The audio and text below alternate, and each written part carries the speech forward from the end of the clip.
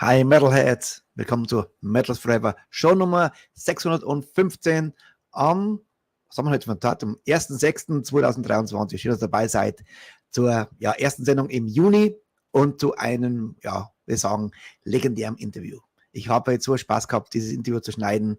Das ist heute zum Beispiel eine Premiere, denn heute gibt es eine Stunde lang keine Musik, man hört nur Rudy Sarzo und mich. Aber mir Rudy Sarzo, der hat erzählt, hat aus dem Nähkästchen geplaudert. Genauso habe ich es mir gewünscht und genauso ist es geworden. Also heute sehr, sehr, sehr cool. Ich bleibe aber dabei und werde immer ein bisschen mitchatten natürlich. Und wir sehen uns dann nach einer Stunde, sehen wir uns, so lange dauert das Interview.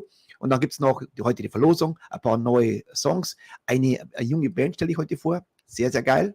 Also bleibt dran nach Interview. Und dann gibt es noch die Verlosung und geile Songs. Und ich würde sagen, erstmal die Vorankündigung, was heute los ist, Rudy Sarzo, und dann gibt es unser erster Song heute von Crystal Ball, You Lit My Fire. Ich würde sagen, let the madness begin right now.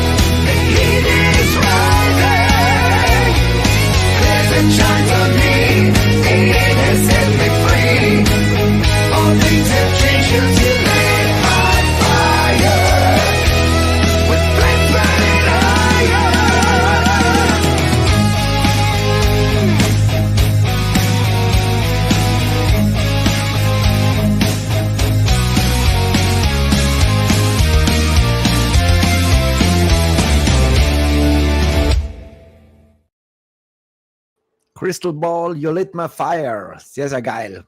Also Crystal Ball ist schon eine super geile Band. Aber bevor es losgeht mit dem Interview, erst einmal möchte ich alle begrüßen. Liebe Maria, ich lese gerade, hallo Rittel, hallo mein Schatz. Die liegen jetzt gerade nebeneinander, bloß dass du das wisst ungefähr. Oder haben jetzt getrennte Betten. Darf ich zwar nicht. Greybeard, Quiet Riot, Bang Your Head. Yes, this will be a legendary interview today. Peter Klause, sei gegrüßt. Dann Hannes Rittel natürlich. Eva aus Berlin, sei gegrüßt. Dann unser lieber Hügi, ich grüße dich. Dann, wen haben wir noch da? Dirk aus Ründeroth, lieber Dirk, sei gegrüßt. Und Florian Neumann, auch du bist auf Facebook, geh rüber zu YouTube, wenn es geht. In YouTube, ihr wisst Facebook, vorgestern war es noch 24 Minuten schon zu Ende. Also rüber zu YouTube, dass ihr die komplette Sendung sehen könnt. Okay, ich würde sagen, lasst uns mal jetzt an Rudy Sarzo zuhören. Eine geile Socke. Und viel Spaß, wir sehen uns in einer Stunde. Dranbleiben, Freunde, und auf geht's mit Gebrüll.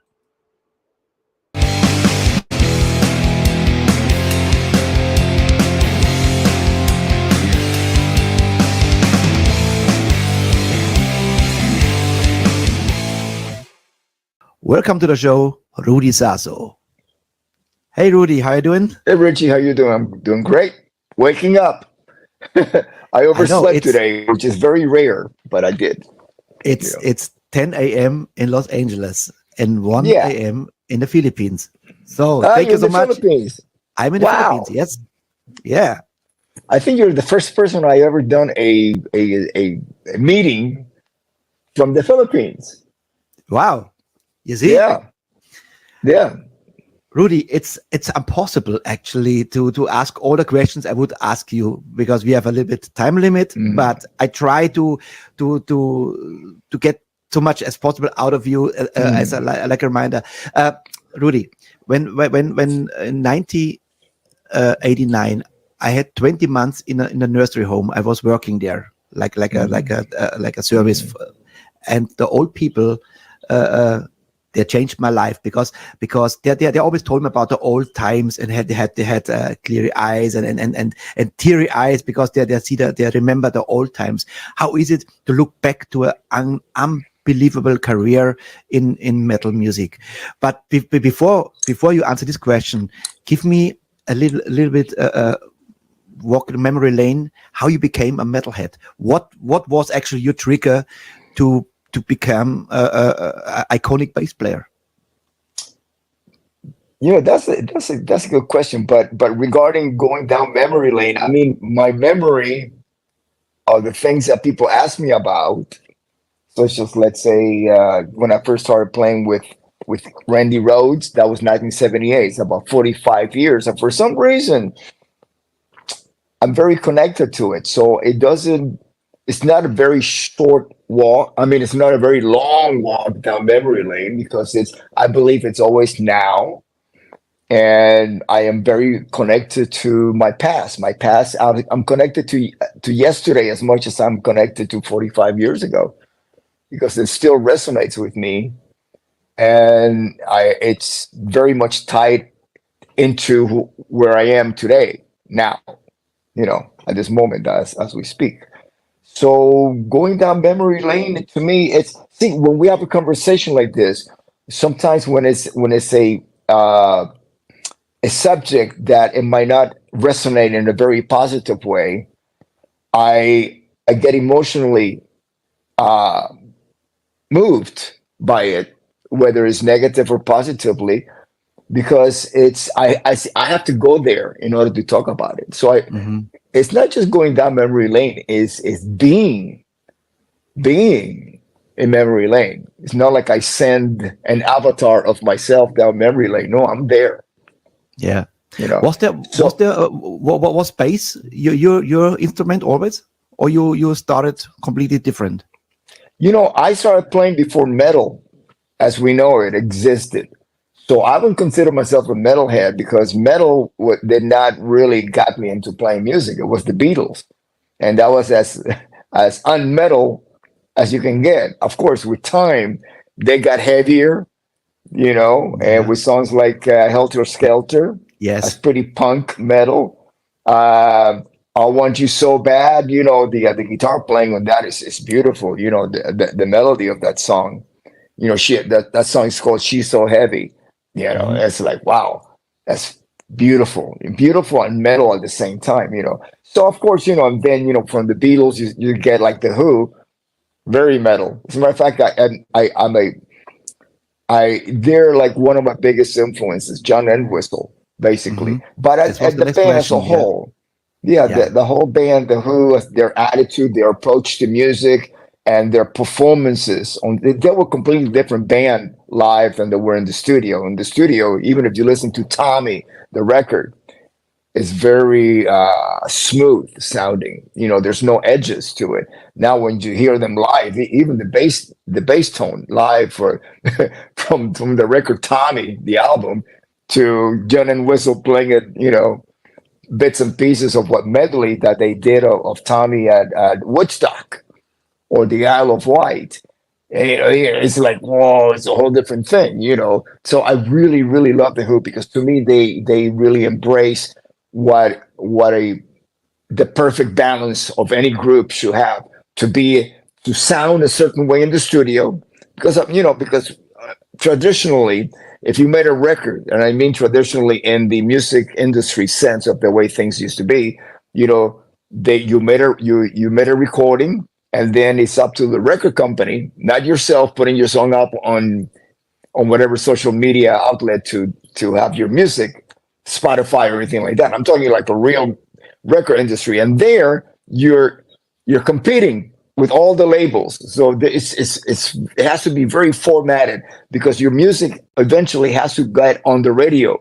And there used to be local music programmers at every radio station that, according to the area, the demographic of where the station was based off and the listeners, they would program the playlist. So it's very calculated, and you have had all these great people working at labels that knew that. And you have somebody like, in my case, John Colatner, who I consider and what he did for rock, a genius, total genius. I know, I worked with him. Nobody else like him.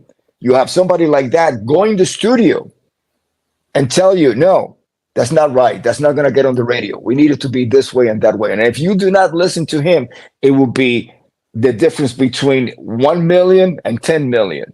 If you listen to him, you get 10 million. If you don't listen to him, you might get 1 million. You're still going to sell some records, but not maximize your potential.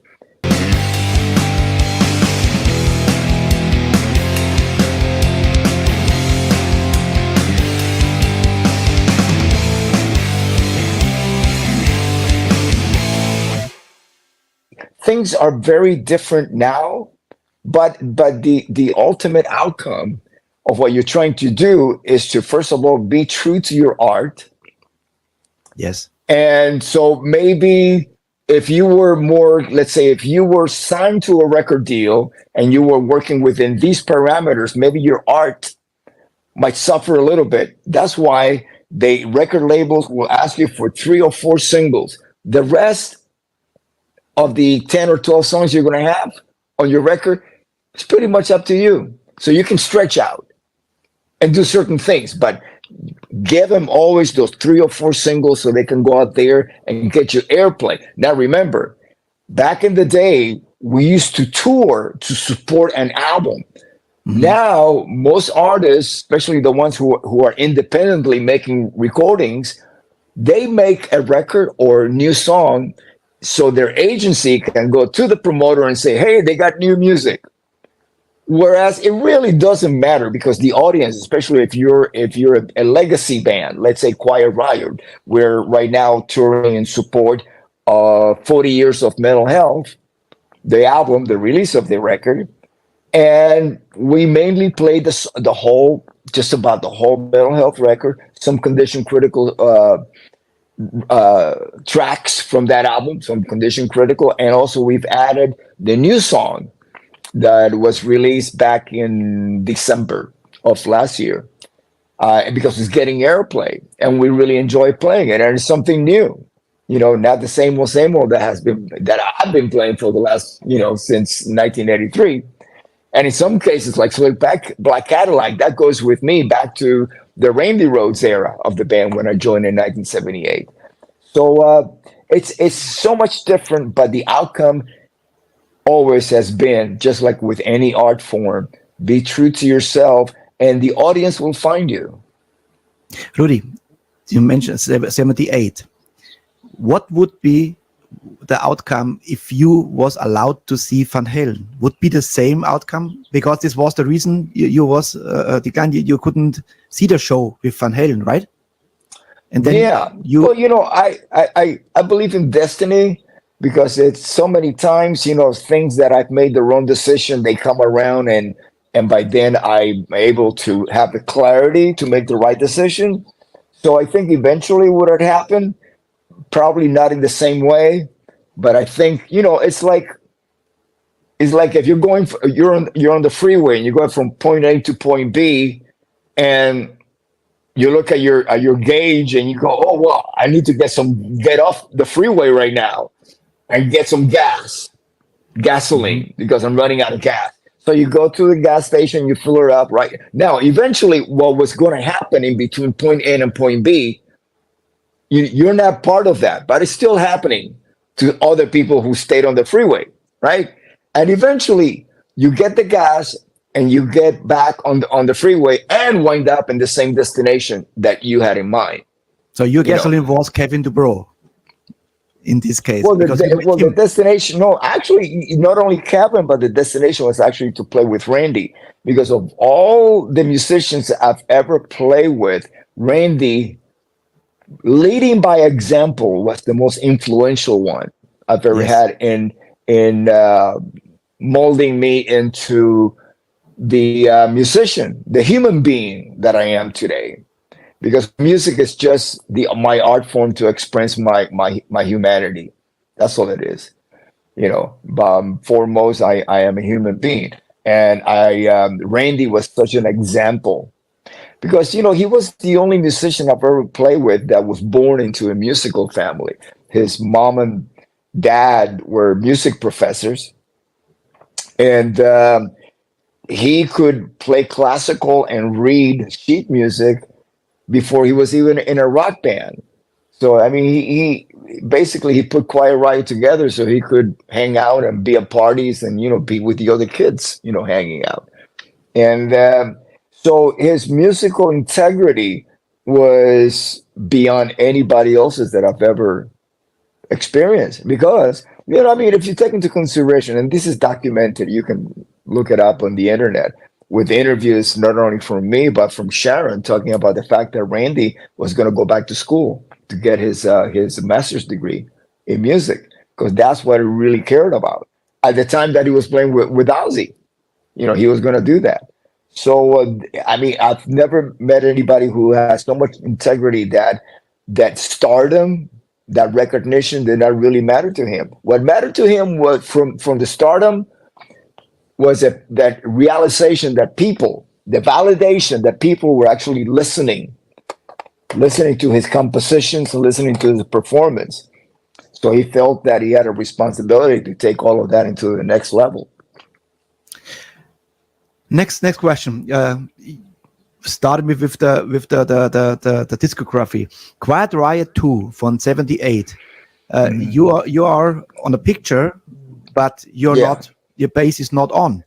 No, it's not on. It's not on. It's like, and the same thing happened with Diary of a Madman. Tommy and I were not on the record, but see, when we did the Diary of a Madman photo session, I had the understanding that it was going to be for the following tour, the tour book. We were just doing a photo session for that. Because if you look at the photo in the sleeve of that record, it has nothing really to do with the cover. The cover is like really, and then the inside photo is us at Disney World.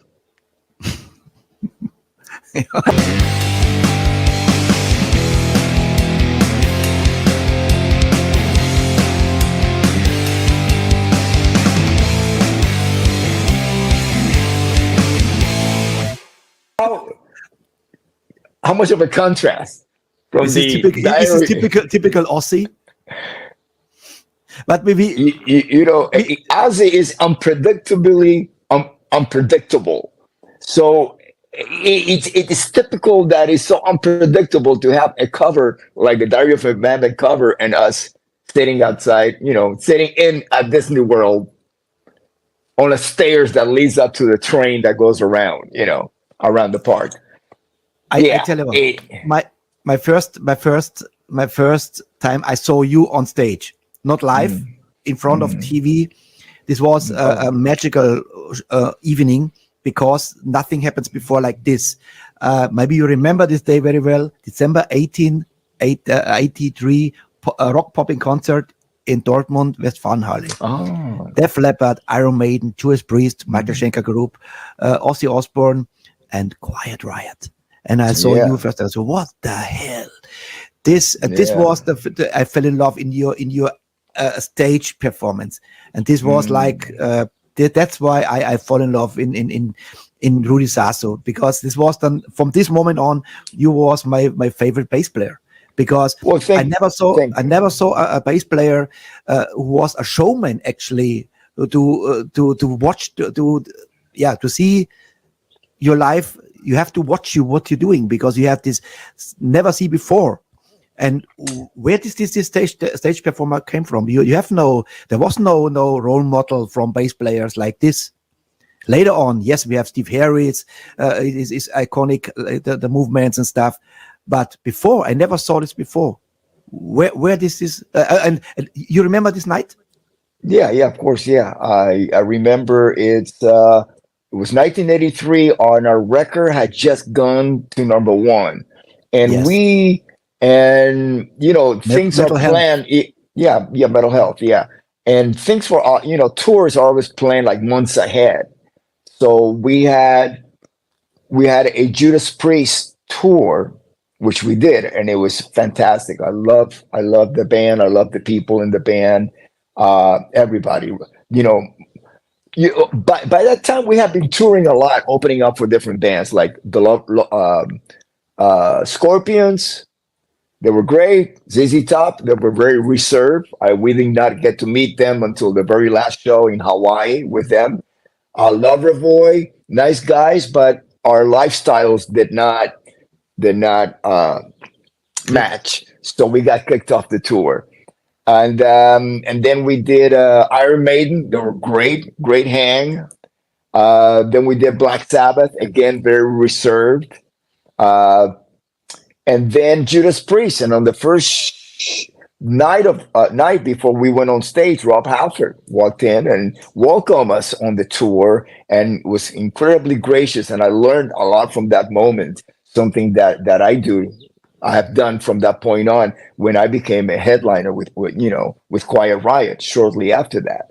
Always welcome all the bands on tour, and there's really no competition when you present a bill, because if, let's say, you're the headliner and the opening act does not do a good show, especially if it's because you take away certain things like lights and sound and stage room for them to perform, it's a bad reflection on the whole bill.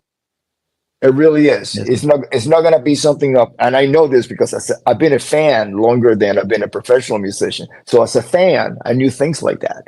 As a fan, I would go and watch the show and say, "Oh yeah, the headliner was good, but the opening act was boring because they couldn't move around or whatever." And that would have a reflection on the big picture of the evening, not just like separating the opening from the headliner, And Judas Priest always make sure that we were taken care of, and it was fantastic, So there's always lessons to be learned on the road, especially at the very beginning of anybody's career. But why some bands, big names, treat the support band bad? Sound less and less light, and why is this? Do you have an explanation for this? Is it sad?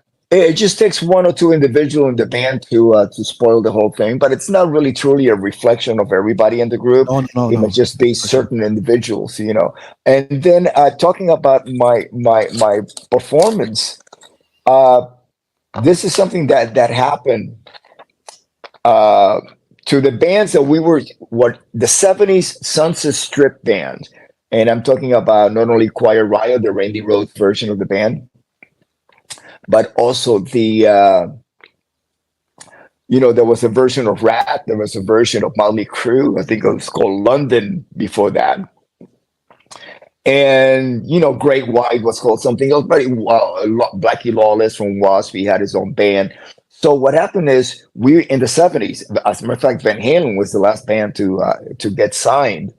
And after that, the doors shut because new wave and punk became the thing, the type of bands that the music industry in Los Angeles was looking to sign. So what happened is, we all of a sudden, we glam rock bands, because basically we were influenced by glam rock. It wasn't even really metal at the time. It was glam rock.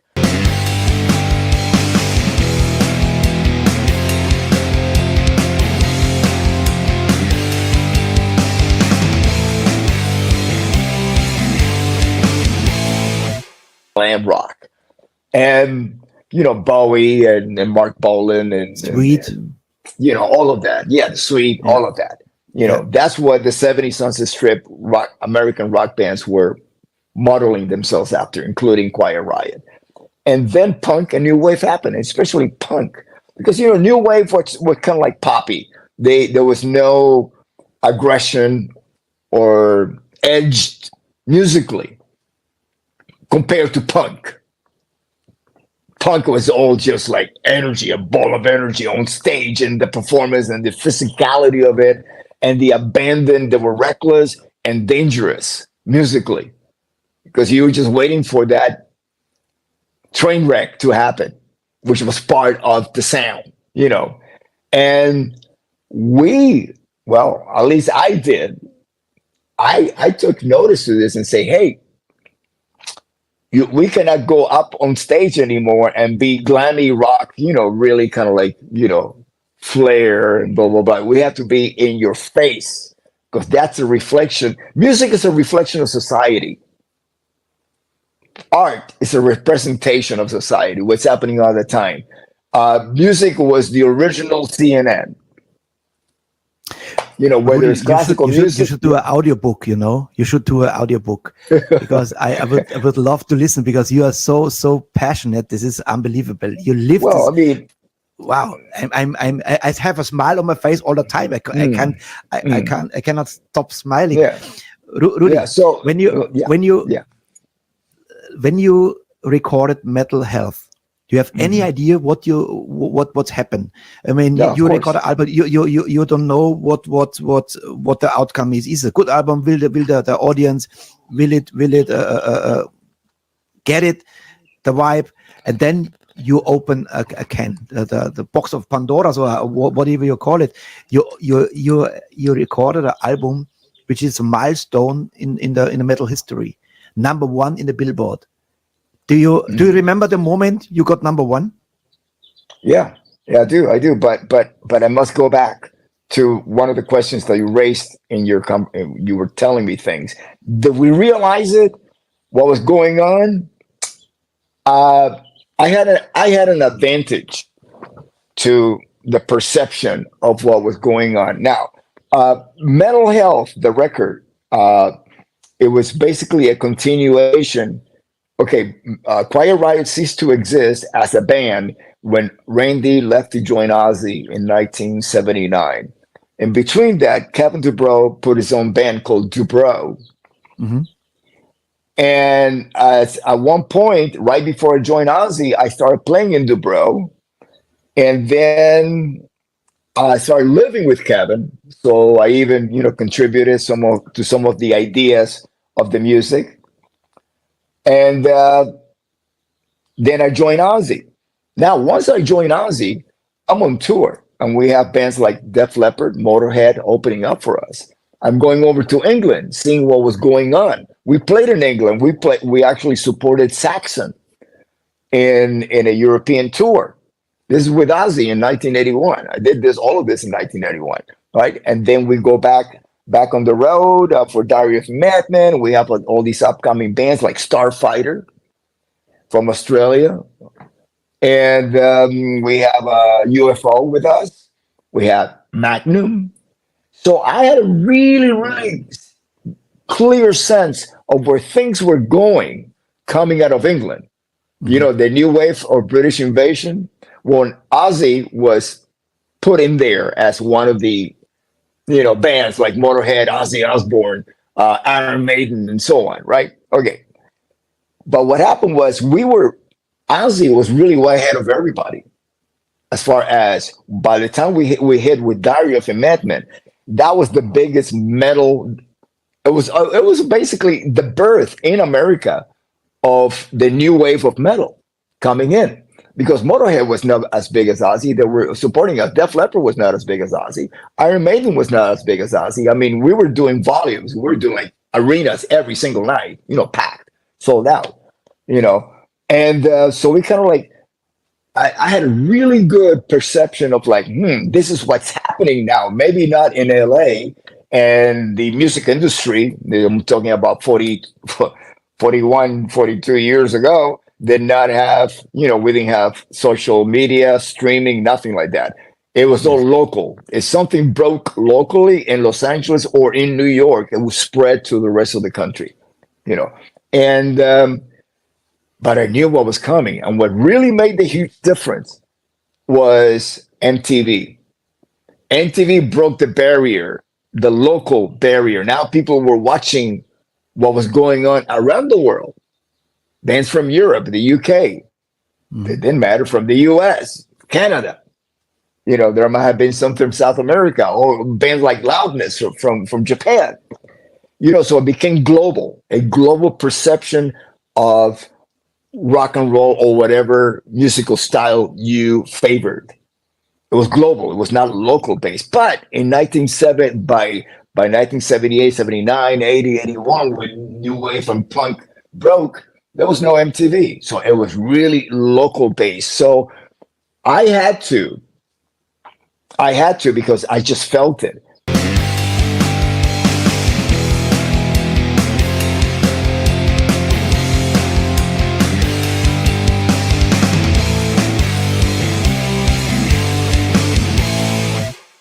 The freedom, the emotion that you have when you're playing in a punk band or rock band. There's no boxes. There's no parameters that you have to follow. Now, what's really interesting is, but it's okay. So I'm getting that emotional vibe about performing on stage, and then I joined Ozzy. And within a couple of weeks of me joining Ozzy, Sharon took me to the side, because remember, my only reference as a musician was what was going on the Sunset Strip. I had never been on tour, with a major band, a recording band, And so Sharon takes me to the side and gives me some parameters. So it's basically, she drew like a box on the ground and said, okay, you stand here and you don't move from here. You do not put your leg on the drum riser. You do not, if Ozzy moves back, you move back with him. You do all of that. You do not go to the other side of the place. So basically, she gave me the playbook of Black Sabbath, or the stereotypical metal band of the time. Everybody stay one spot. You just like bang your head and keep playing. Like he's a butler. Yeah. Do that, because that's what was the rule of the day. This is what you do to be successful. This is who you are and your image. And Sharon was working very hard for Ozzy to preserve his connection with Black Sabbath, because now he's not the singer of Black Sabbath anymore, but has to be a connection to it, and also to create a new image for him at the same time. Mm-hmm. Wow. So Metal Health hit the #1 spot in the Billboard the very first time ever. Actually, some artists says, okay, now there's only one way down because we cannot get more up. Was it in your thought that, or you said, hey, now we because Us Festival happens, I mean, the biggest festival ever in this time. Any memories on Us? I mean, as a matter of fact, when we got to number one, our thoughts were basically on the future, not on being number one at that moment. I mean, it's Mhm. like our thoughts were like, okay, now we're going to be headlining on the same album that we had just been around with five other bands supporting around the country. So we need to what we're gonna do, and so that was our major concern. Now that we have solidified our place in the on Billboard charts, is to solidify ourselves as headliners. And I gotta tell you, on your first record to become a bona fide headliner is an incredible challenge because I you only got about 10 songs to put on the set list that's on the record.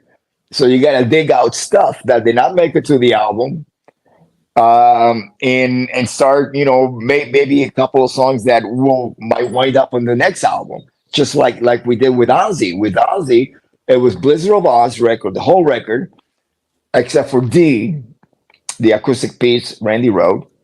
And then it was a couple of songs from Diary of a Madman and three songs or two songs into one medley, and then Paranoid from Black Sabbath. So it was a potpourri of music. It was not just Ozzy Osbourne, Mhm. era music. Rudy, Blizzard of Oz, because to, because we just didn't have enough time, to close this chapter, Ossi, I have a question for Mhm. you from our fan club member Peter Krause, and I put it here. Please Oh ask him yeah. how it was for him going from Ossi to Quiet Riot and why he left after only 2 albums. Do you have an answer for this? Left after after two Quiet Riot albums, yeah, or not because there was two Ozzy albums too that I Yes. toured on. Okay, and I actually played on two Ozzy records, live ones, Tribute and Speak of the Devil. Mhm. Well, it was very simple. After Randy Rhoads passed away, it was never the same, not at all. And then I lost my Quiet Riot family member. And remember, Quiet Riot to me was the first band. It was home. Home. It was the first time that I got together with musicians that we all had a collective consciousness of why are we doing this? It was like, we're gonna get a record deal and we're gonna be professional touring artists, recording artists. That's it. For the first time, it was because prior to that, it was basically playing in bands that would play top 40, play clubs around, and some guys, especially in Miami, where I started playing, and I had to leave because the consciousness was there about, yeah, well, we live in Miami. Look at this. The weather is beautiful. Women are beautiful.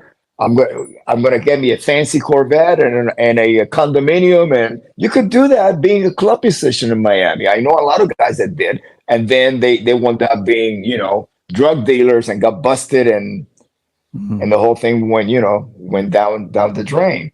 But for me, that was not enough. I wanted to be an international recording artist, and I trust me, I struggled. I struggled for many years, actually about by 81, yeah, about 6, 7 years as a starving musician before I joined Ozzy.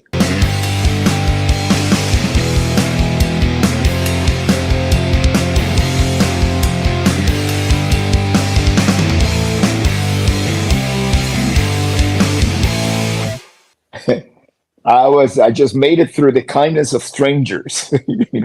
A lot of people and friends and family, let me sleep on their couches and stuff I like think that. I think this is You the know, reason why you're still humble. You're humble and thankful for this what you got and what you achieved, because the beginning. The beginning was hard, and it was I hard. think that's the uh, enter one.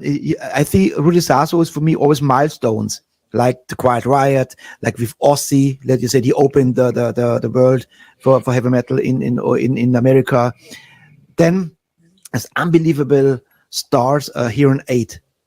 You have any memories? And I have a question here, also from a fan, from Frank. Maybe you here is it. Would be interesting to hear what Rudy says about here in 8, how it worked back then, and whether there is anything left today, contacts or projects. That's an interesting question. Oh, hearing aid. I was invited to participate, and at that time I had officially left Quiet Riot in 1985. So I wasn't really like mingling with the other guys from the band at the time, and so I just Even kept with to Frankie myself. and with Carlos and all, even with No, Kevin? I did not mingle with them during the session. So all I did, my only participation in that was just showing up one afternoon, and there The was choir. a choir. Yes. And if you notice, I'm way in the back. I put myself way in the back because I wanted to be away from the other guys who were in the front. That's true. So it's I did it because I'm a big fan and I love Ronnie. And then after I started playing with him, I really get to know even more about Ronnie, which led me to even love him any more than I've ever had as a human being and as an artist. And where we're talking about musical integrity, Ronnie, musical integrity. Yes. Maximum musical integrity. And these are the things that, to me, these are the gifts of being in a band, learning from such. And, iconic, legendary, these are words that you associate people that you do not know or have never met, never worked with. Like Babe Ruth is legendary. Never met Babe Ruth, but I know about his history. But in the case of Ronnie and Randy Rhoads, we were in the same band. We lived together. We hung out together. It's so for me to call it iconic. It just doesn't connect as much as to say they were family, and these are sometimes there are people in your family that you really learn from. Especially the elder. And even though Randy was younger than me, but as far as music, being a musician, he was an elder to me because he knew so much more about music than I did. You toured with Ronnie, you toured with Dio, and I heard the story. One of my guests told me this, that they saw Ronnie always after the show signing autographs. Even there was 100 people outside. And one time a security guy said to him, we have to go next city. And he said, if you ever tell me to go, these people, they wait for an hour to get the autograph. They get the autograph. Was it like this? Did you see this many times? Always. I'll tell you, okay, when I first joined the band, I thought it was great. I'm going to hang out with Ronnie. That's like the biggest perk of being in the band. Being in his presence. I was not aware I was going to learn so much from him, which I still do. But what happened is that a typical night with after the show, Ronnie would get off the stage and he would give it everything he's got. And the 2005. 2004 tour that I did with him in the United States, the only one that we did. We would play all these places, and there were a lot of people that would come back after the show to say hello to him, and his personal assistant would come in and say, hey, so-and-so is here to see you, and blah, blah, blah. He'd go like, oh, I'm so tired. Okay, let me just go out there. And he would just like grab a beer and go out. And then I will go out about half an hour later, and there he is like talking. And what really caught my attention was that Ronnie would know everybody's names and would remember whoever that person came to the show with at the prior performance, and asked, so how's your cousin Bill? Did he get the surgery? And things like that. I'm going like, wow, that's really interesting. Then the next day he would do the same thing. And I'm going, well, that's odd. He knows. And then I thought, there's gotta be a trick to this, And then after a while, I just gave up on it because I'm going like, this is the way Ronnie is. I've never met anybody like him before. So personable, so in tune outside his world with humanity. that's. I mean, I've never met anybody like him before.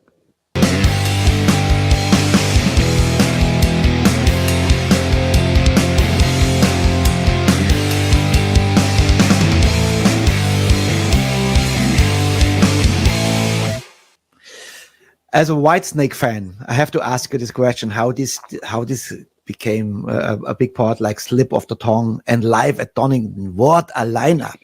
This was how this happens. Okay, what do you want me to start? Start with when Mr. David Coverdale asked you to join. How this happens? Yeah. Okay. Okay. So let me go back to the beginning. Okay, in 1984, before Quiet Riot started the Condition Critical tour, I gave notice to the guys in the band that I was going to leave after I fulfilled my commitments, my contractual commitments with the touring. And we kept it quiet, because there was no need to make any announcements. And then Whitesnake was the opening band on that tour, the Condition Critical tour, 1984. So on the last night of the tour that we were doing that they were supporting us, we threw a party for Whitesnake, and as we're saying our goodbyes, David Coverdale gives me a hug and whispers in my ear, "We're gonna play together very soon."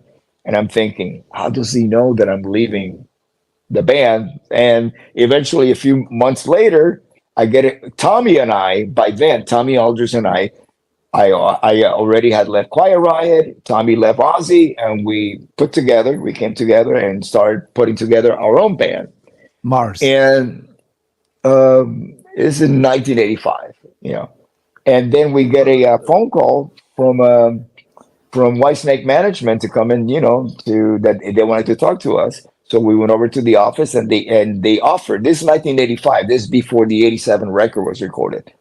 They offer us the position in the band, Tommy drums and me bass. And I already have Tommy Aldridge. To people who don't know, we talk about Tommy Aldridge. Yes. I'm sorry. Yes. Okay. Tommy Aldridge. Yeah. Is there another Tommy? Okay, there's Tommy Lee. But okay. Yes. But, okay, right. He was definitely not the Whitesnake. Yes. Yeah, no, that's right. Okay.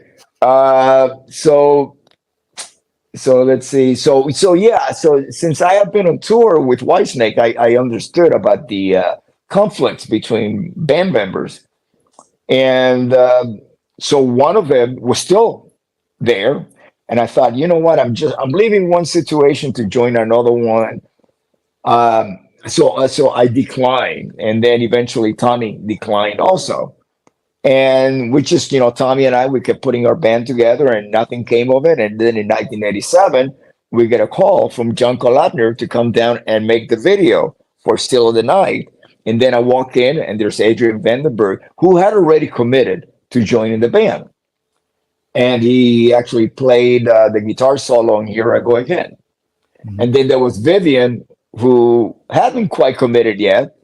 And then we all met there, and we the chemistry was wonderful, and we all got along great, and we all decided, yeah, we got to do this. This is going to be a good thing for everybody. Being in a band, good people, great music, all of the above.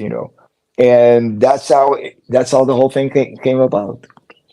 Yeah, what a killer album! I loved it. I loved this album so much. It was heavy. This was the first time really the slip of the tongue. Then David Coverdale, which was my favorite singer this time, I must say, because this stage performance, like I said, I fell in love in Europe. This was like frontmans from everywhere. Tommy, his way of drumming is unbelievable. This was like a super group. In this time. Yeah. And then Donington, of course, with Steve Vai on board as well. This is a one of the best ever DVDs I saw, I must say. This is what was really interesting about that band is that it was actually put on paper. Coverdale gave Colabner a list of the musicians he wanted, and so it looked good on paper, but it actually looked better in person. Yes. You know, because some things look good on paper, they just don't work. This really worked. It was great. It was wonderful. Oh my God, going on stage, it was like every night was a Super Bowl. You know, I mean, it really reminded me a lot of the level of like when I was playing with Ozzy, with Randy and Tommy and Ozzy and Don Airy for Diary of the Madman. It was like at that every night Super Bowl, you know. And so that's the way it was with me with Whitesnake. It was totally an event, you know, to play in that band.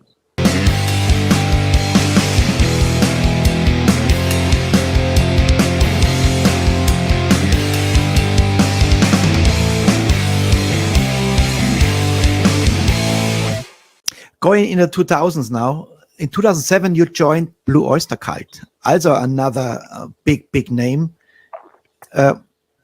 Any memories this time?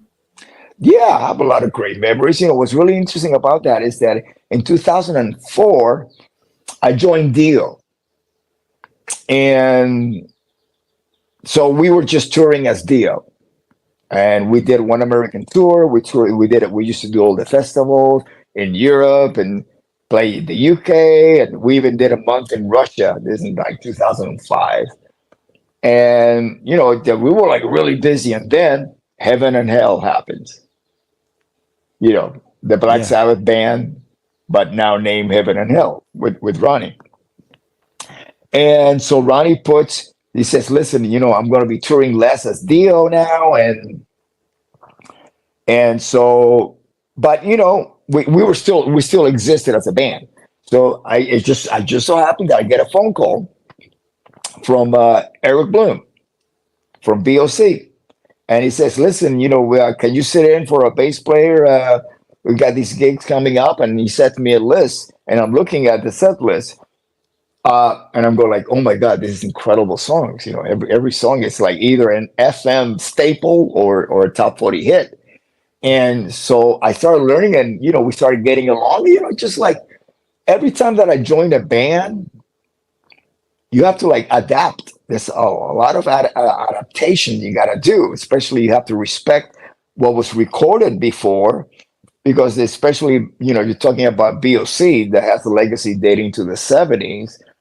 These are bands that worked, everything was thought out, filtered by producers, the A&R guy for the record label, of course, the composer and the performers and everybody. I mean, it was like a brain trust. How we're going to create this magical piece of art, the song.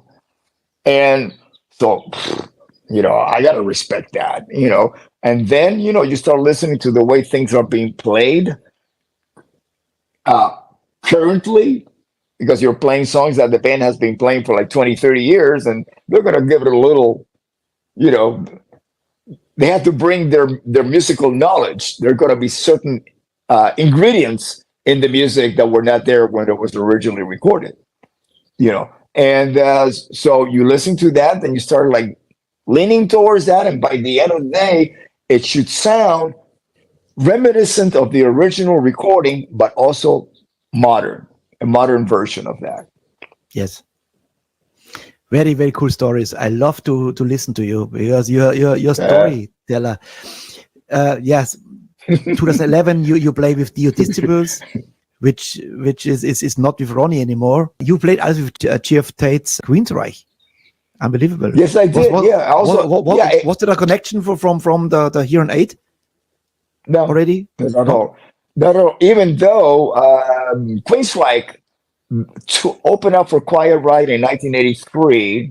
See, once we got kicked out of the Loverboy tour, we had about 6 weeks because they did not pick up the next leg of the tour with us, even though we were like an MTV staple by then. You know, Come On Feel the Noise was getting played and stuff like that.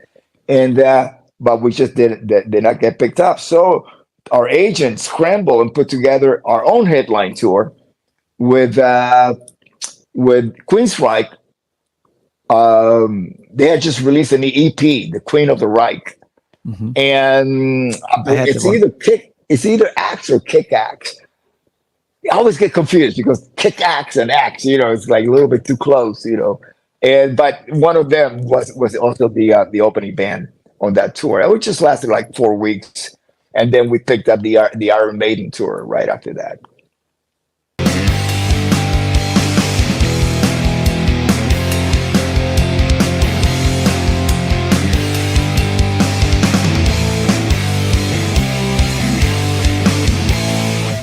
The last chapter I want to discuss, this was like, unfortunately, the first we lost Kevin, and then Frankie Banali.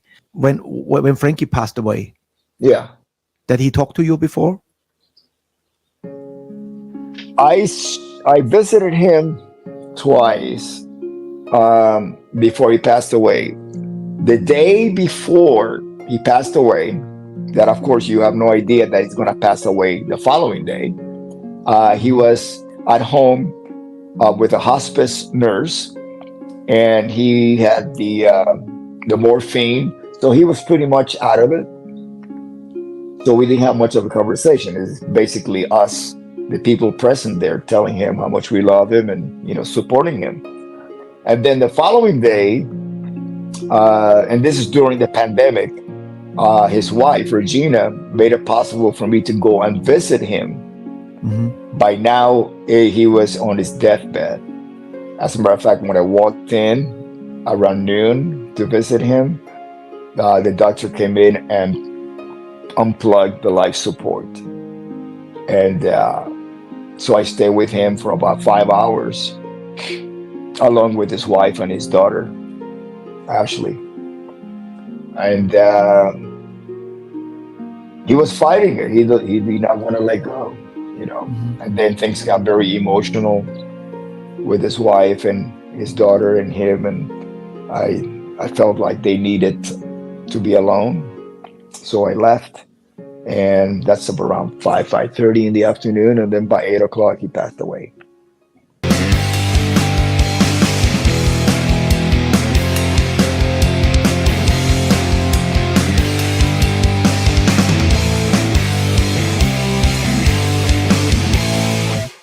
And then you got the call to join Quiet Riot again. Unbelievable.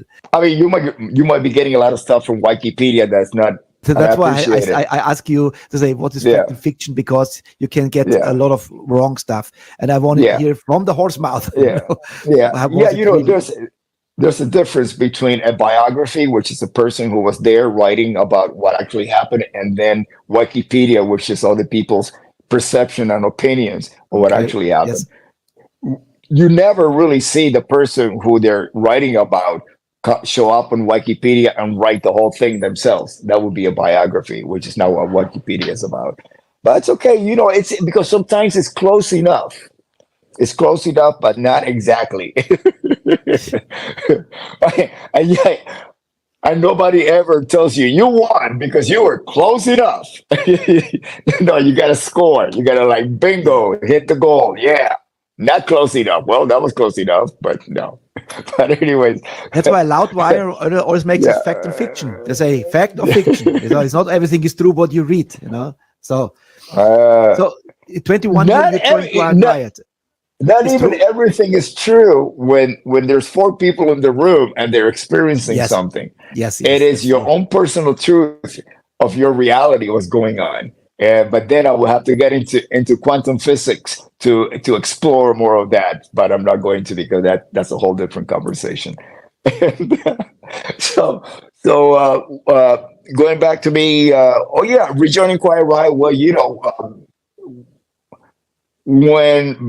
when Frankie,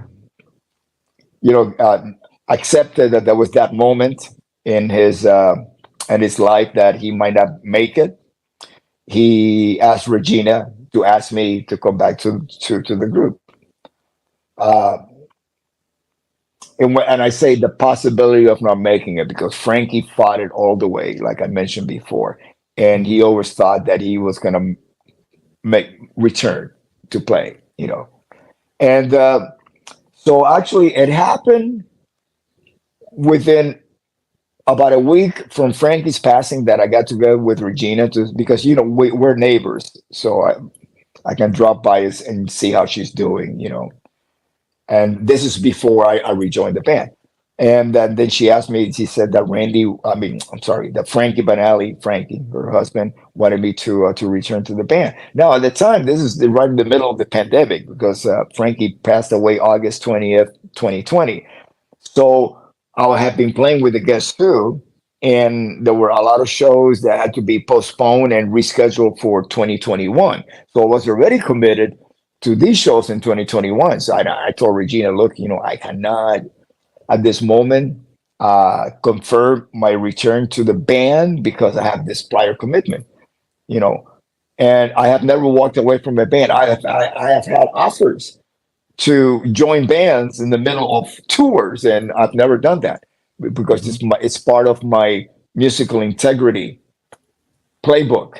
Don't ever do that, and so the following year, 2021, at the time that I had to mention to the Guess Who whether I was going to return for the following year, I told them, and we worked it out that I kept playing with the Guess Who until they found my replacement, and then I went back with Quiet Riot in 2021. There were not a whole lot of shows in between, which was very hard because, we would do one show that was already booked before I joined the band, and then we would do another one 6 weeks later. So I'm trying to get back into my Quiet Riot rhythm of things as a performer and a musician and the sound. It took me, oh my God, 4 or 5 gigs to really pinpoint my sound. And it's still evolving, but it went from yes, the sound is not right yet. My bass tone, I had to find the combination of everything, and now I can say I'm pretty happy with it. So confirm me. This is now Wikipedia. You say fact or fiction? Johnny Kelly on the drums. It's confirmed because he was here not long ago, and I had the pleasure to talk to him. Cheesy Pearl on vocals. Yes. Incredible singer. Alex Grossi on the guitars. Yes. Yeah, and Rudy Sarzo on the bass. So that's fact now. So no problem. All right. Yeah, I mean, and for anybody that wants to know how did that happen, it's very simple. Alex Grossi is actually the third guitar player in Quiet Riot.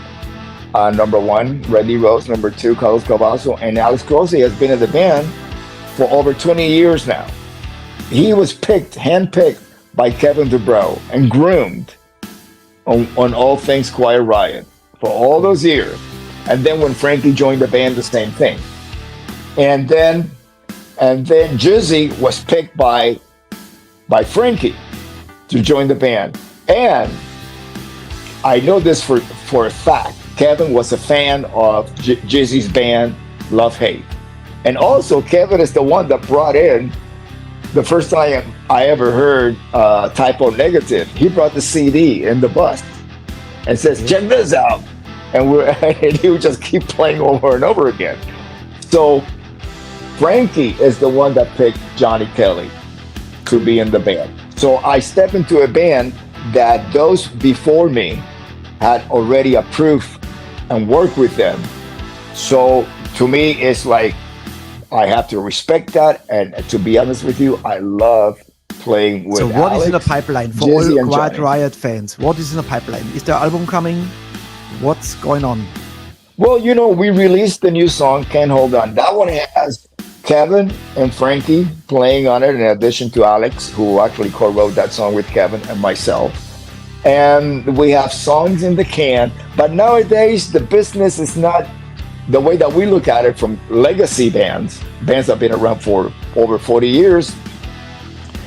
It's not about releasing an album, it's about releasing songs at key moments in our touring schedule. And that's what we're doing. We have songs in the can already, but the Quiet Riot, I'm always a fan since the 80s, and I will always be. This was unbelievable. I could listen to you for hours. Let's take a picture for the social medias. And 1, 2, 3. I'm blessed. I can. Okay. And now, there you go. give me without me a little message for Metalheads Forever. Here's Rudy Sarzo for Metalheads Forever. Would be unbelievable. Can we do this? Yes. Wait. Get rid of me and Okay, get rid of him. Hey, headbangers, this is Rudy Sarzo with Metalheads Forever. Woo-hoo! Yes. Rudy, it was a pleasure, an honor, and I'm a fan and always will be. It was Thank you so much, Richie. My give regards to the rest of the gang. Say hello to Johnny, my friend Johnny, Kelly, and hopefully I see you again. Thank you so much. God bless you. Bye-bye. You rules, my friend. Bye. Bye-bye.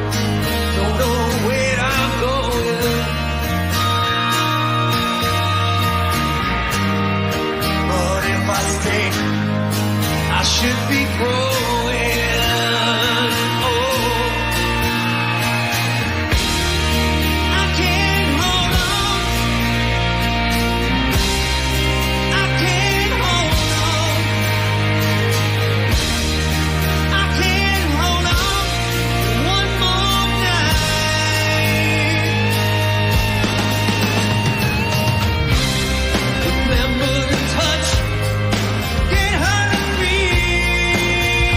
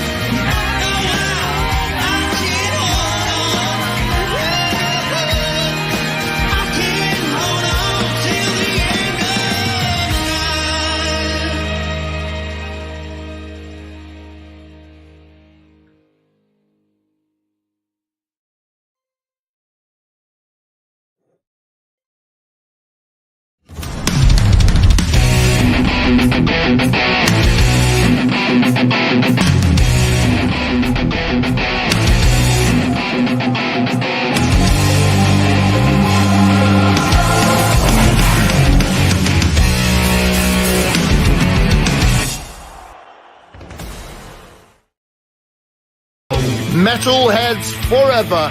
I'm Blaze Bailey. You are the heaviest. You are the best. Metalheads forever.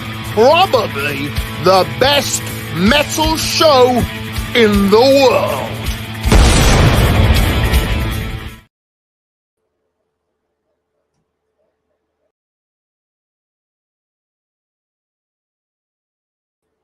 Und da sind wir. Das war irgendwas verstellt gewesen. So, grüßt euch, servus alle zusammen. Und schau, dass ihr es ausgehalten habt. Über eine Stunde ohne Musik. Aber was soll ich sagen, ich habe das wieder so genossen. Das war so geil. Jetzt müssen wir mal schauen. Mein Greenscreen bin heute ein bisschen. Lassen wir das einmal schnell einstellen. Naja, so. So, meine Lieben, wir sind in der Aftershow. 1. Juni. Und heute gibt es wieder was zu gewinnen natürlich. Aber jetzt gibt es mal 3 Songs und 3 Videos. Und die erste Band, eine junge Band hat sich bei uns beworben. Gefragt, die haben ein neues Single, gerade ein Single rausgebracht, ihr Debütsingle. Und die würden sich freuen, wenn wir sie einladen würden. Und ich habe das angehört und dachte, wow, junge Band aus Berlin, die heißen Seit Januar. Und mal sagen, lassen wir gleich mal die Humpen hoch für unsere jungen Freunde von Seit Januar und Warm Heart. Geben wir ein warmes Herz, okay? Wir sind Seit Januar und Warm Heart.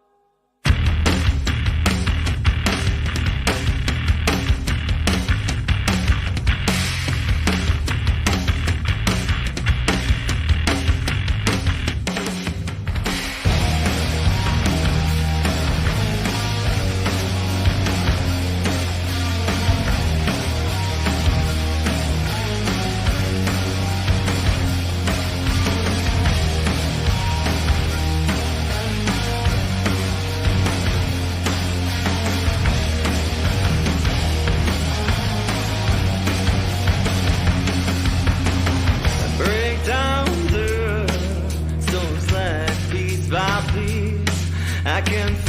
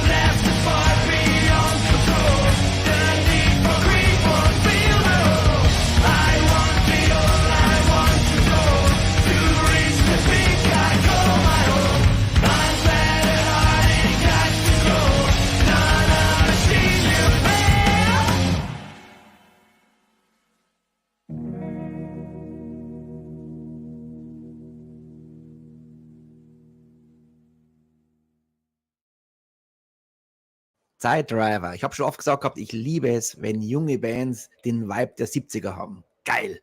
Super, super cool. Natürlich, das ist gleich eine Einladung, falls ihr gerade zuschauen solltet. Seit Januar, kommt die Sendung. Wir wollen natürlich euch kennenlernen.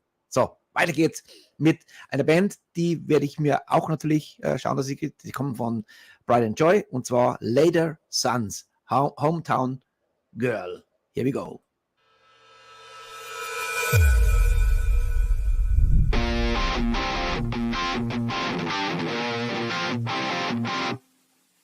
When I'm feeling down, I feel I can't keep up with life, fighting with the tears deep down below.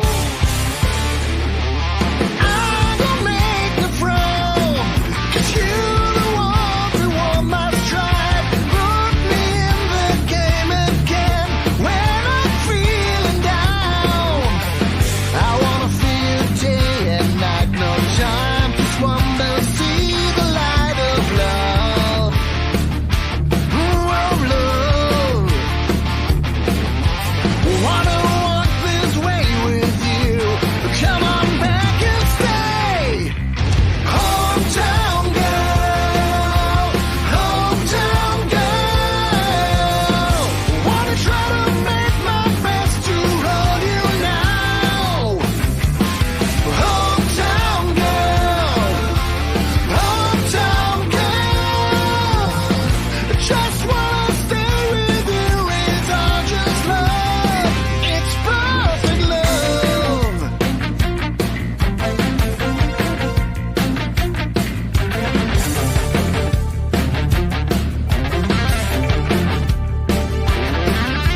I remember you, first time that I saw your face.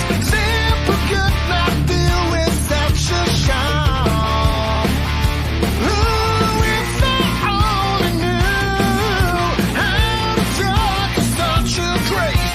If you come and stay with me, I remember you. Wanna walk this way with you. Come on back and stay. Hometown girl, hometown girl. Wanna try to make my best to hold you now. Hometown girl, hometown girl. I just wanna stay with you, it's all just love.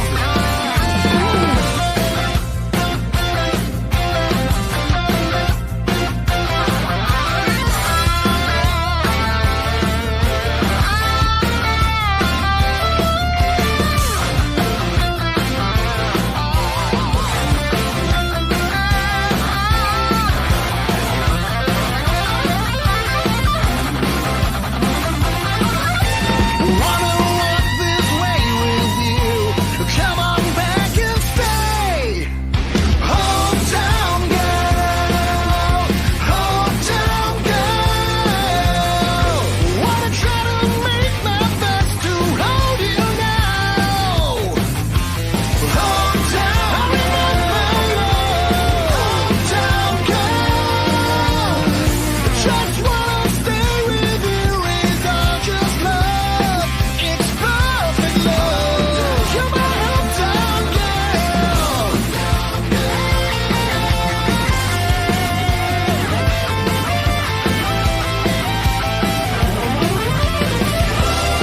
I remember you.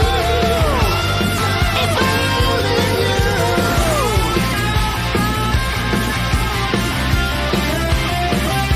Hometown girl.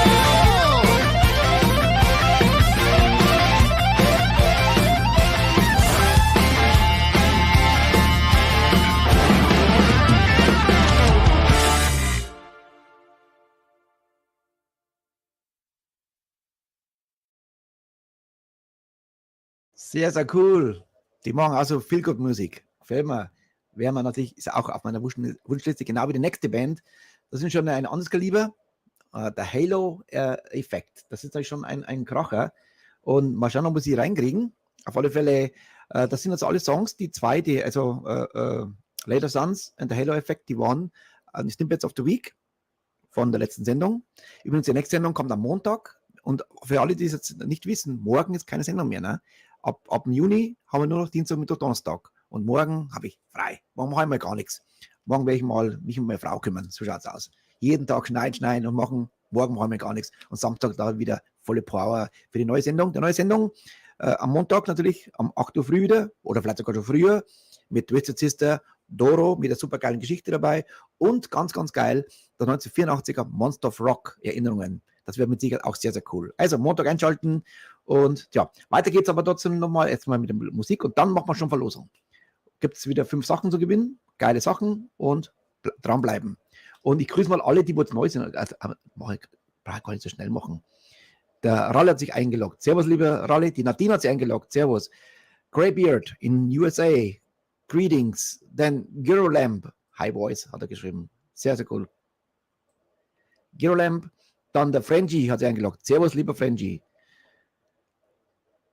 Dann die Daniela B. Für alle, die jetzt irgendwie was geschrieben haben, das war aufgezeichnet. Das war ein richtig produzierter Einteiler. Da kann man nichts irgendwie jetzt beantworten. Bloß, dass ihr das wisst, alle, ne? So, dann würde ich sagen, wen haben wir sonst noch da? Haben wir alle begrüßt. Weiter geht's mit Gebrüll. Und zwar, die sind ein bisschen härter jetzt. Und zwar der Song Path of Fierce Resistance. Die sind The Halo Effect.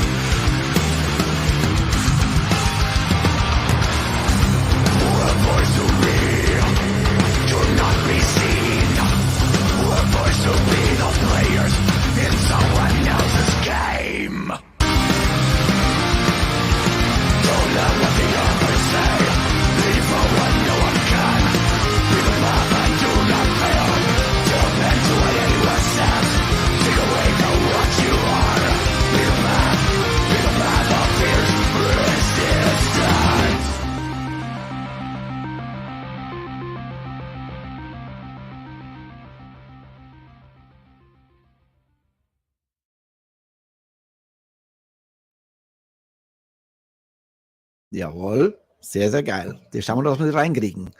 Ja, heute habe ich ein geiles E-Mail bekommen.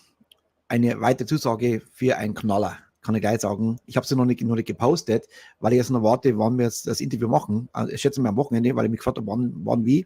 Auf alle Fälle spielt der Bass bei Alice Cooper davor, Journey, Cheap Trick, Eric Singer Project, L.A. Guns und bei Bisto Blanco. Bisto Blanco kommen rein zu uns in der Sendung. Da freue ich mich total geil drauf. Habe ich angeschrieben, auch auf meiner Wunschliste. Hat auch wieder funktioniert. Die spiele ich heute so aus Rauschmeister. Bisto Blanco. Das sind richtig, richtig amtlich. Das ist auch einer, der kann auch erzählen. Und zwar Chuck Garrick ist das. Sehr, sehr geil. So, Freunde. Are you ready for winning? Der Horst ist wieder. Moment mal schnell. Jetzt muss ich schnell bloß mal einen Horst in die Sendung holen. Mit Sound diesmal. Ja, genau. So. Horst ist ready. Warum bist du so klein? Na, du musst doch größer sein.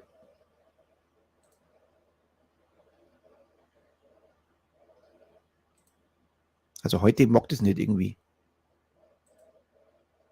Okay.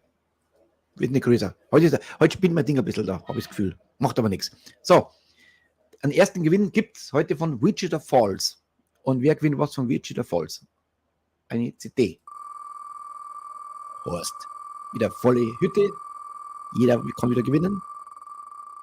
Und Wichita Falls CD geht an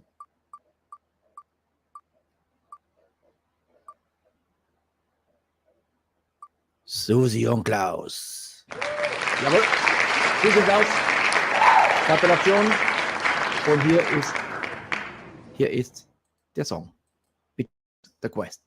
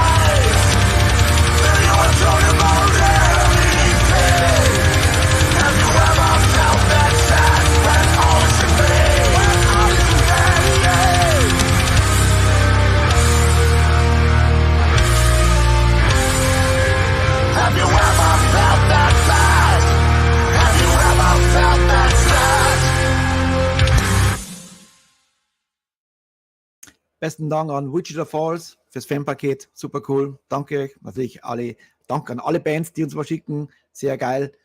Der Michel und Frona lassen sich natürlich wieder entschuldigen, die sind total fertig. Die haben immer noch Internet und die können sich mal anschauen. Und am Montag kommt der Techniker und hoffentlich klappt es.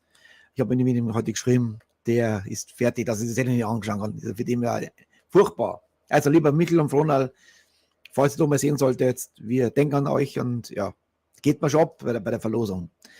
So, weiter geht's mit ein Fanpaket, ein Shirt gibt es von The Prophecy 23. Und ich mache mal meinen Horst wieder groß. So, Horst steht wieder auf Lauerstellung und ich drücke schon drauf und zack, auf geht's. Here we go. Wer macht das Rennen? Prophecy 23 geht an. Was ist der Petermann? Reinhard, der geht für dich. Jawohl. Danke für die Grüße. Was schön mit der Reinhard im Hintergrund. Jetzt fällt mir gerade was auf. Wir haben ja, der Hintergrund ist schon schwarz heute. Irgendwas stimmt doch heute nicht. Moment einmal. Jetzt, irgendwas stimmt doch nicht. Irgendwie so schwarz. Da ist sie schwarz. Reinhard, für dich gibt es Prophecy 23 und I Love Fresh Metal. Genau, das wollen wir doch alle, oder? Geile Band auch und der geht für dich, lieber Reinhard. Und here we go.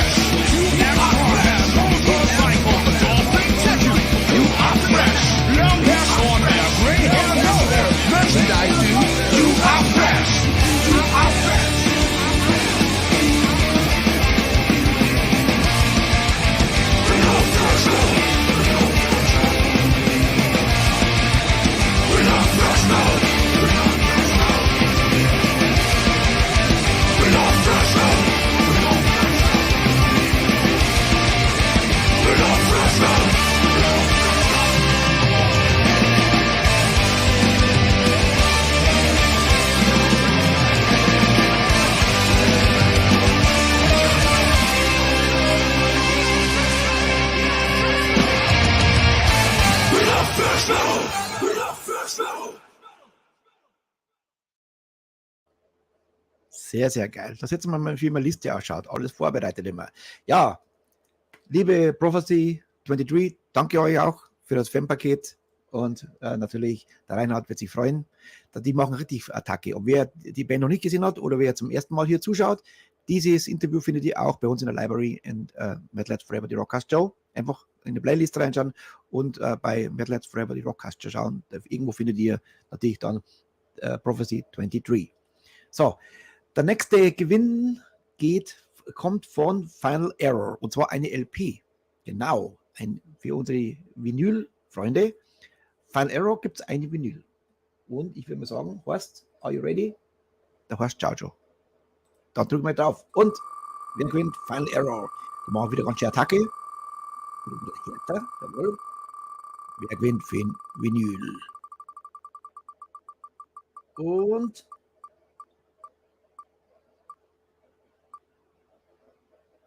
Bianca. Bianca macht's. Jawohl. Bianca, Gratulation. Du kriegst Final Error. Und falls du natürlich kein Vinyl magst, kein Problem, kannst du natürlich auch umtauschen, gibt es was anderes für dich. Hier ist Final Error und Salt in Your Wounds.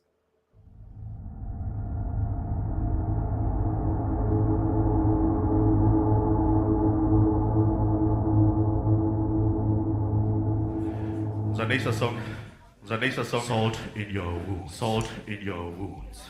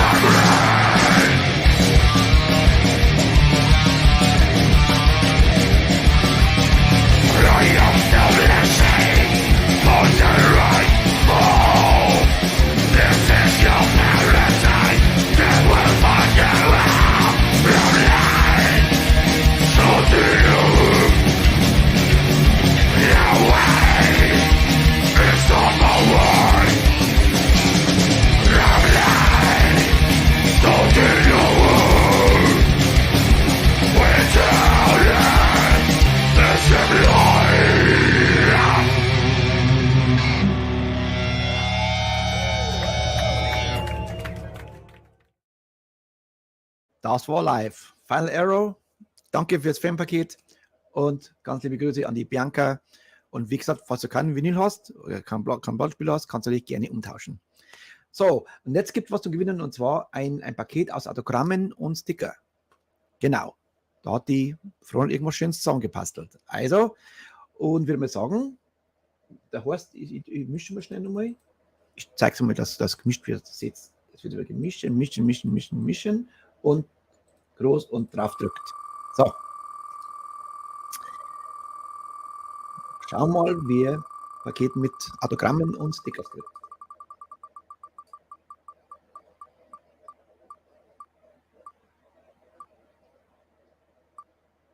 Der Flo. Super Teil. Flo, Gratulationen. Und als Soundtrack gibt es eine Band, die ich gerne in der Sendung hätte. Und mal schauen, ob wir sie reinbekommen. Und zwar Chakan und Free Line Attacke. Attention, please.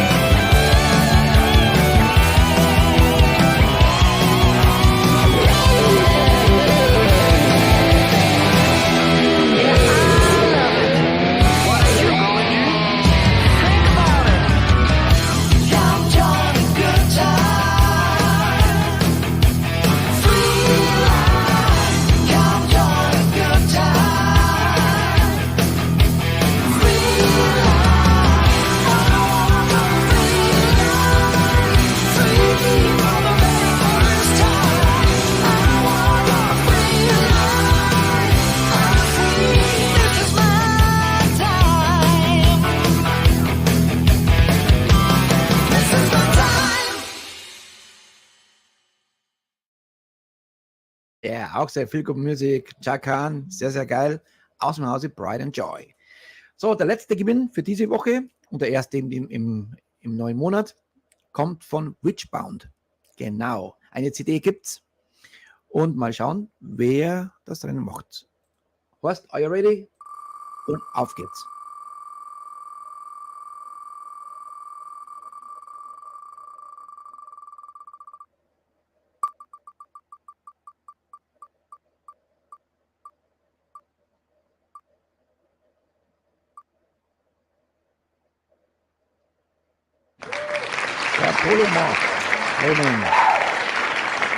Und von Witchbound gibt es eine der schönsten Balladen überhaupt. Heute was für die Daniela. Genau. Daniela, der Song ist jetzt für dich. Weil du heute so hart, vielleicht Englisch nicht richtig verstanden, vielleicht, wenn es blöd kommt. Und jetzt gerade harte Sachen, auf die stehst du nicht so wie Final Error, das weiß ich, aber auf das stehst du mit Sicherheit. Nämlich Trail of Stars. Das ist mein Lieblingssong von Witchbound. Und den gibt es jetzt speziell für dich.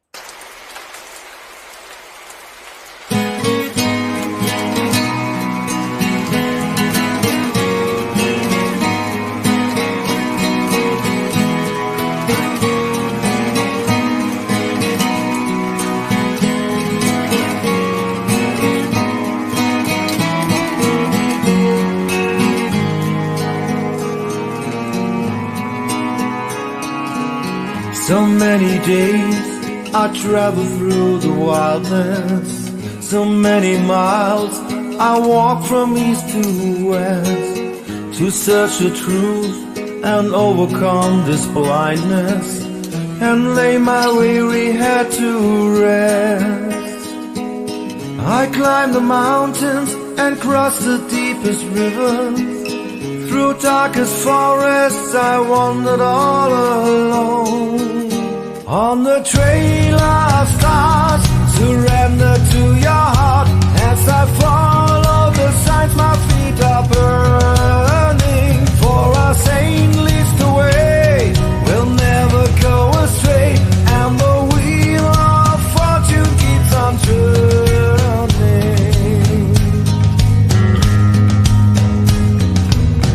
I have no fear of robbery and hunger.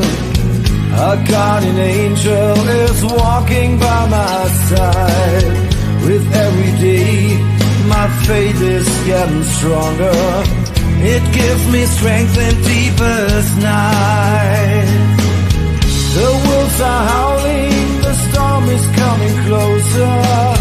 The rain is pouring, but I still stand upright. On the trail of stars, surrender to your heart. As I follow the signs, my feet are burning. For our saint leads the way, we'll never go astray. And the wheel of fortune keeps on turning.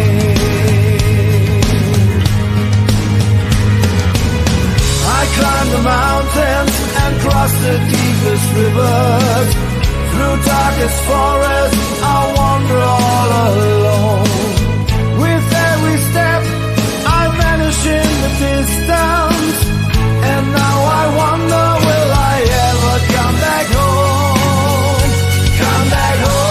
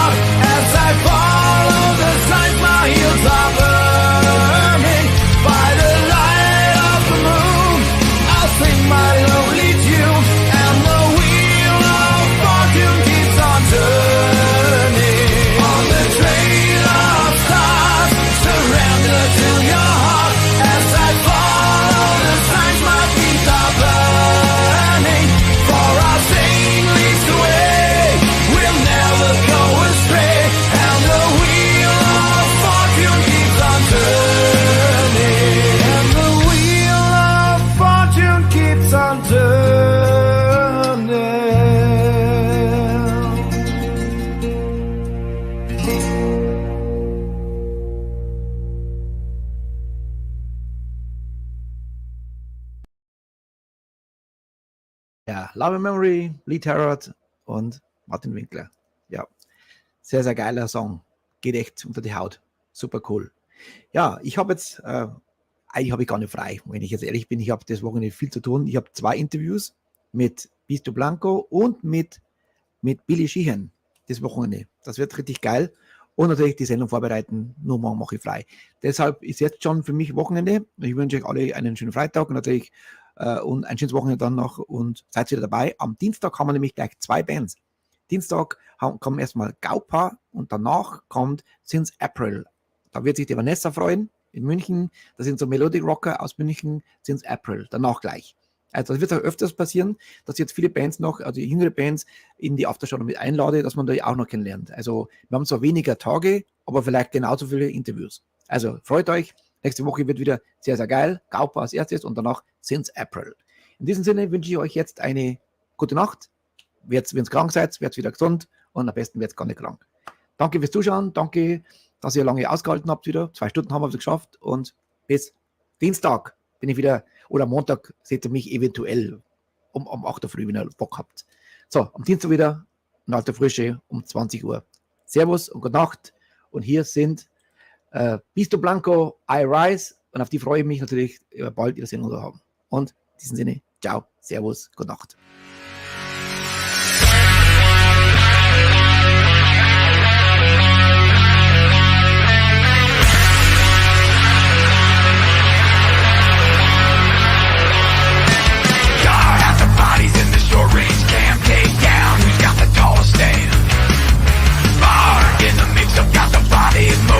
Love them like I understand.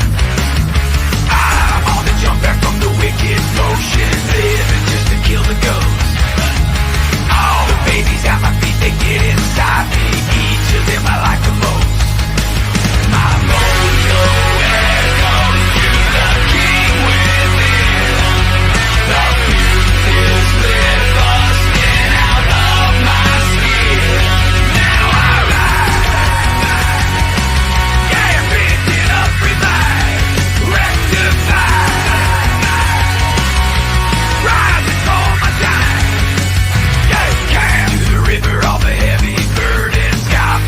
Off my back. Bam! From the wreckage, yes, I am crawling, staying on the beaten path. Fight, it's in my nature to be crawling, hungry, needed to be fed. Reach for the horror, 'cause it's on my tongue. Shotgun, powder, and the lead. My mojo echoes to the king within. The fuse is lit, busting out of my skin. My mojo echoes to the beast within. The cage is slain, let the craze begin. Now I rise. Yeah, picked it up, revive, rectify. Rising for my time. Let's go.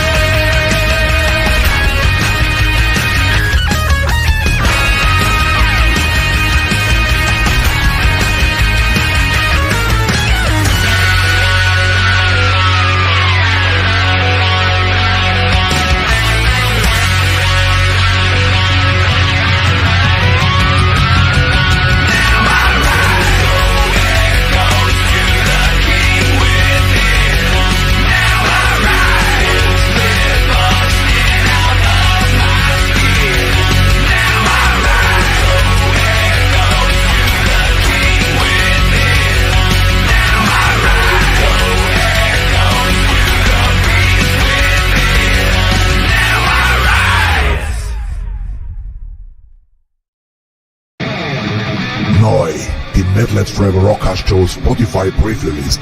Hier könnt ihr schon mal reinhören, welche geilen Bands euch erwarten in diesem Monat. Die METALHEADS FOREVER Rockcast Show Pre-Release on Spotify.